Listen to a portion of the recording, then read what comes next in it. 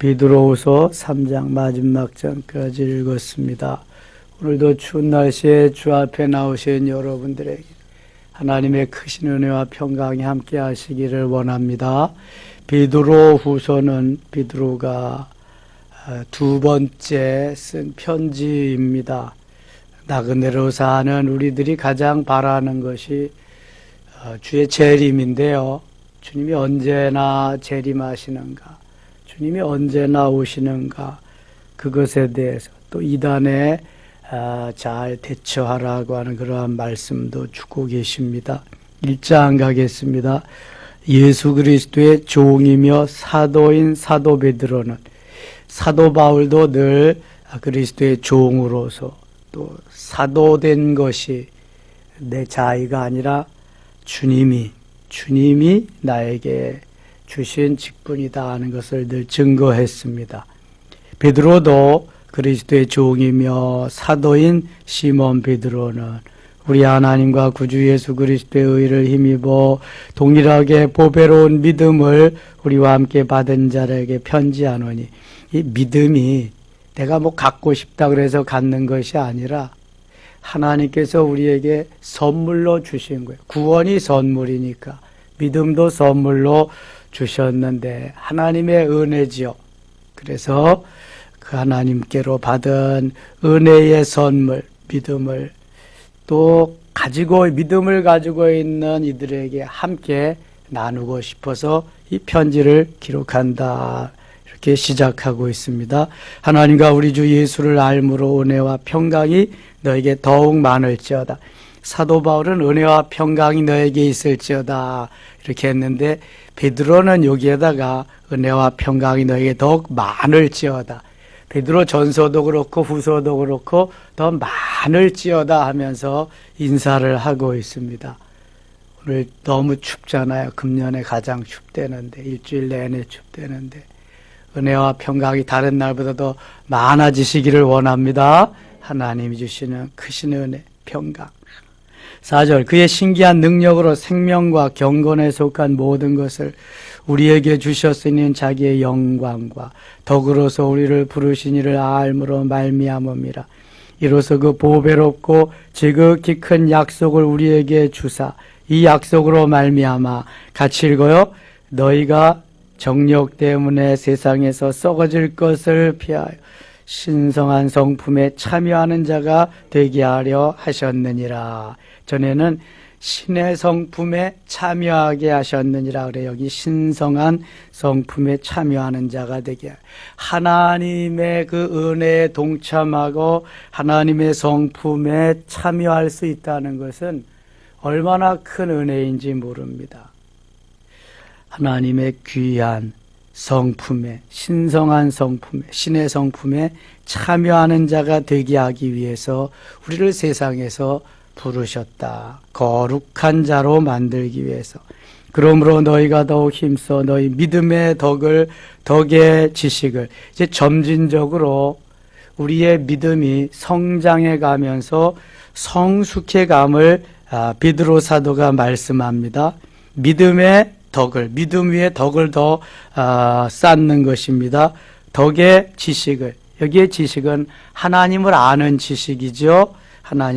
야다의 하나님을 아는 지식을 더욱 쌓아가, 지식의 절제를, 절제의 인내를, 인내의 경건을, 경건의 형제우애를, 형제우애의 사랑을 더하라. 우리가 믿음을 가졌으면 그 믿음 우애로 점진적으로 쌓아나가야 할, 업그레이드 시켜야 할 부분이 많이 있음을 말씀하는 거예요. 어린아이들이 계속 어린아이로 머물러 있으면 안 되거든요. 점점 자라나야죠. 어른스러워져야죠. 자기 앞가림도 하고 자기가 뭘 해나갈 수 있도록 해야죠. 적어도 자라나서 부모가 결혼까지 시켜주었다면 그 다음에는 앞가림은 자기가 해야 돼요. 결혼하고도 부모에게 손을 내민다?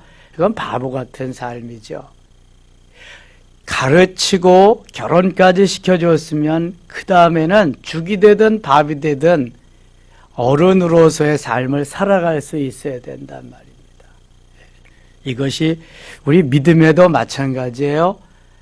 하나님께서 우리에게 믿음을 갖고 세례받고 신앙생활을 하게 하시고 적어도 서리집사로 세워주셨으면 직분자답게 날마다 성장하도록 성숙하도록 애쓰면서 그렇게 나아가야 된다. 자기 앞가림을 해야 그 다음에 멘토 역할도 할 수 있는 거야. 남을 세워줄 수 있는 역할을.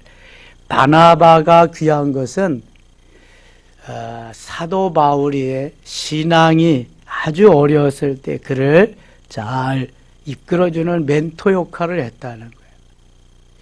바나바가 없었으면 위대한 바울이 탄생할 수 있었을까? 물론 주님이 하시는 거지만 주위에서 도와주는 멘토 역할을 하는 바나바가 참 필요한 겁니다.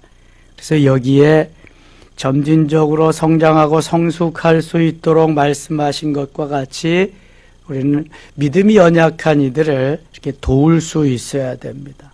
물론 성령이 하시지만 누군가는 옆에서 버팀목이 되어줘야 되고 도움의 돌이 되어줘야 된다면 얼마나 힘이 되겠어요. 8절 이런 것이 너희에게 있어 흡족한 적 너희로 우리 주 예수 그리스도를 알기에 게으르지 않고 열매 없는 자가 되지 않게 하려니와 게으르지 않고 하면 부지런하라는 말이죠.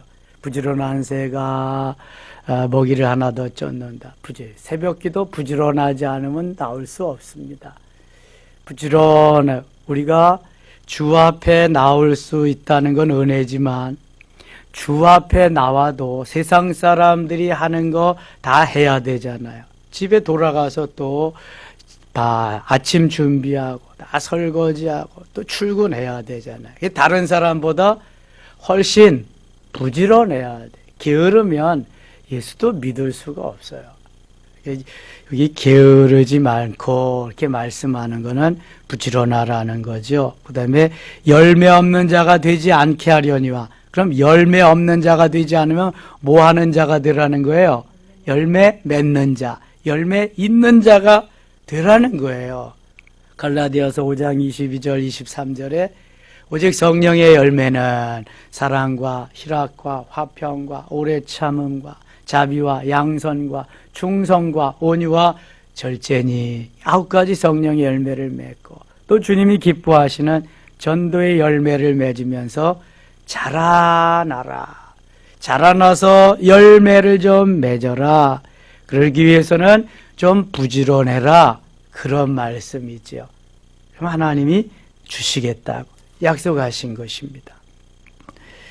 20절 가겠습니다. 20절. 먼저 알 것은 성경의 모든 예언은 사사로이 풀 것이 아니니 성경이 예언입니다. 하나님께서 하나님의 사람들을 통해서 말씀하신 바를 하나님의 사람들이 기록해 나간 것이 성경이에요. 성경보다 더 확실하고 철두철미한 예언이 없습니다. 성경이 말씀인데 이 말씀이 가장 귀한 예언이에요. 그래서 사사로이 풀면 안 된다는 거예요. 내가 복음이 되면 안 된다는 거예요. 마태, 마가, 누가, 요한복음이 있는데 그걸 내가 사사로이 해석하면은 내가 복음 되는 거예요. 그렇게 하면 안 되고 사사로이 풀지 마라. 21절 같이 읽겠습니다. 예언은 언제든지 사람의 뜻으로 낸 것이 아니 오직 성령의 감동하심을 받은 사람들이 하나님께 받아 말한 것임이라. 예언은 언제든지 사람의 뜻으로 낸 것이 아니고 오직 성령의 감동하심을 받은 사람들이 썼다. 이 말이 우리에게 주어진 것은 또 디모데에게 사도 바울이 하신 말씀이 좀 생각나야 되는데 어디 있을까요? 디모데후서 3장 16절에 모든 성경은 하나님의 감동으로 된 것으로 교훈과 책망과 의로 교육하기에 유익하니 모든 성경은 하나님의 감동으로 된 것으로 이게 사도 바울이 하신 말씀인데요. 베드로도 여기 오직 성령의 감동하심을 받은 사람들이, 참 이게 사도행전 전반부를 이끌어가는 베드로하고 후반부를 이끌어가는 사도 바울하고 거의 대칭적으로 비슷한 말씀. 베드로는 베드로전서 2장 5절에 신령한 집으로 지어지고, 사도 바울은 고린도전서 3장 16절에 무슨 집으로? 심령성전으로 지어지고. 베드로는 너무 사역이 바쁘기 때문에 그림자만 그냥 지나가도 환자들이 막 일어나고 낫고 치유되고, 사도 바울도 너무 바쁘고 그냥 사역이 분주하기 때문에 손수건만 올려놓고 앞치마만 올려놔도 막 환자들이 일어나고, 베드로도 죽은 사람 살리고 사도 바울도 죽은 사람 살리고. 아니, 다른 사도들은 그렇게 한 게 없거든요. 근데 이 베드로하고 사도 바울은 거의 하는 일이 비슷비슷하게 대칭되게 올라가요. 점점.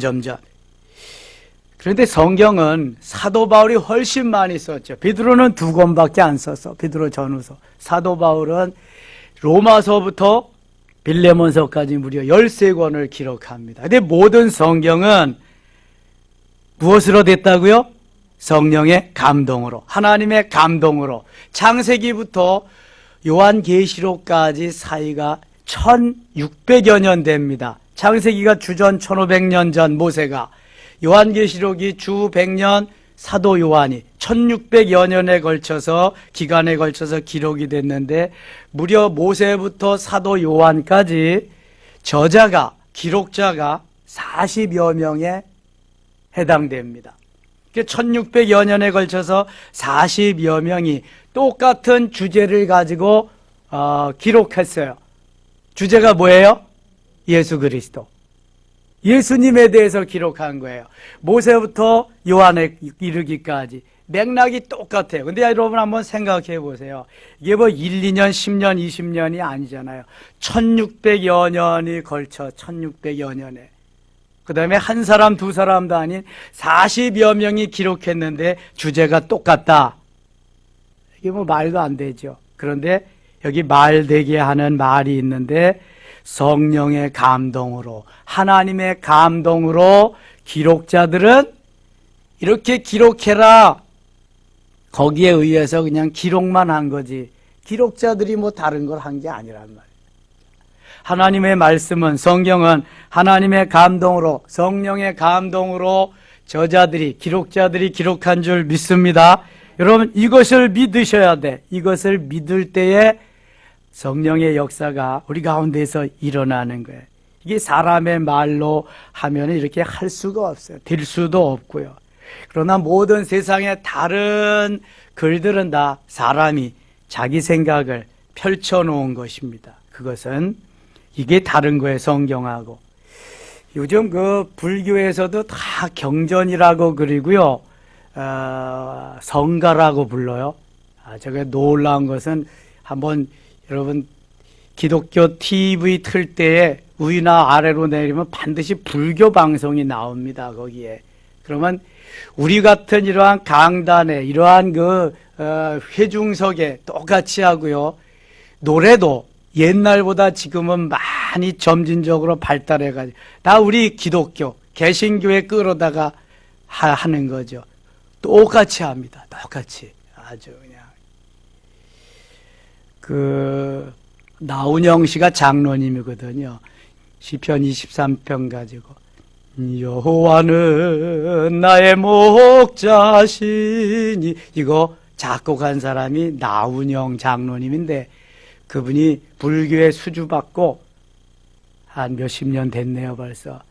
불창가를 만들어줬잖아요. 그래서 퇴출시켜야 된다, 뭐 그냥 말이 많았어요. 그건 안 되죠.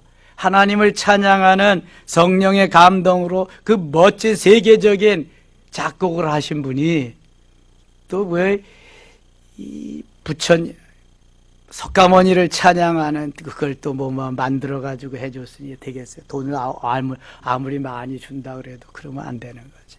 지금은 그 사람들이 성가라 그래가지고 많이 합니다. 그다음에 여름 불교학교, 겨울 불교학교, 별거 다 해요. 아이고, 얼마나 많이 하는지 몰라.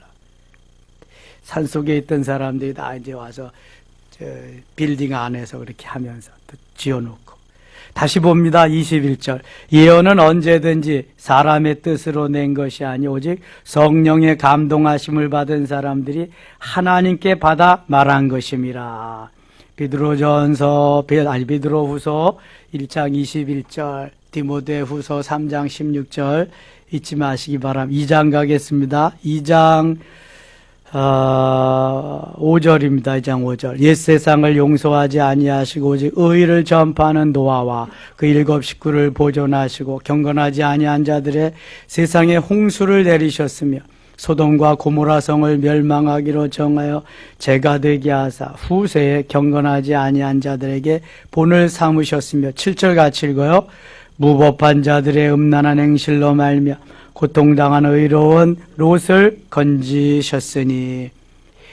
노아 시대는 세상이 아주 어지럽고 험난한 죄악이 관영한 그러한 때였습니다. 하나님이 노아의 8 식구만 남기시고 노아의 8 식구를 통해서 방주를 짓게 하시며 거기에다 들어가게, 또 동물들도 암수 한 쌍씩 다 들어가서 보존하게 하시고 나머지 인류는 하나님이 다 멸망시키셨어요. 죄악으로 말미암아 멸망시킨 거예요. 죄악으로. 소돔과 고모라도 죄악으로 말미암아 멸망시킨 거예요. 홍수로 인해서, 노아 홍수로 인해서 우리에게 가장 아주 확실하게 보여주는 증거가 미국에 가면 그 그랜드 캐년이라고 하는 것입니다. 그게 노아 홍수 때 이루어져요.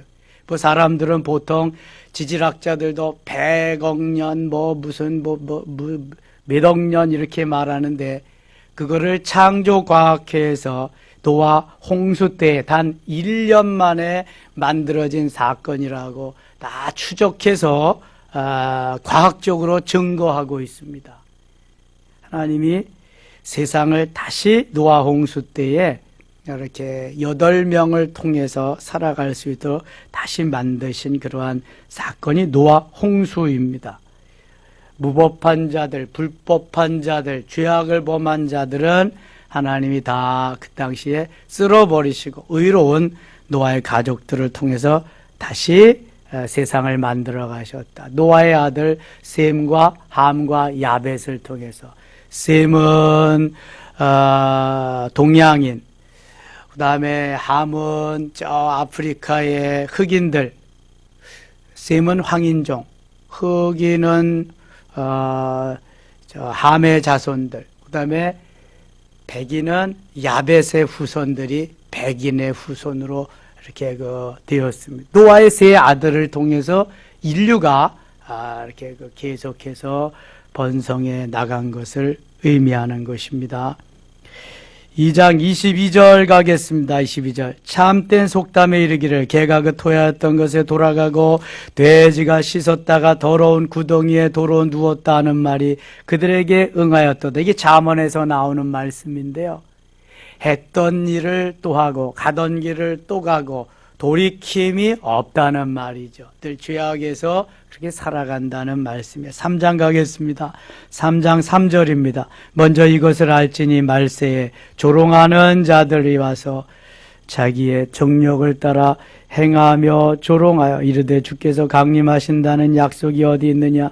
조상들이 잔 후로부터 만물이 처음 창조될 때와 같이 그냥 있다 하니 이는 하늘이 옛적부터 있는 것과 땅이 물에서 나와 물로 성립된 것 하나님의 말씀으로 된 것을 그들이 일부러 잊으려 함이로다. 하나님의 말씀도 자기에 맞게 내가 복음으로 해석하면서 다 잊어버리고 자기가 하고 싶은 일들을 하려고 한다고 하는 것입니다. 8절 가겠습니다. 8절 같이 읽어요. 사랑하는 자들아 주께는 하루가 천년 같고 천년이 하루 같다는 이 한 가지를 잊지 말라. 아멘. 주께는 하루가 천년 같고 천년이 하루 같다.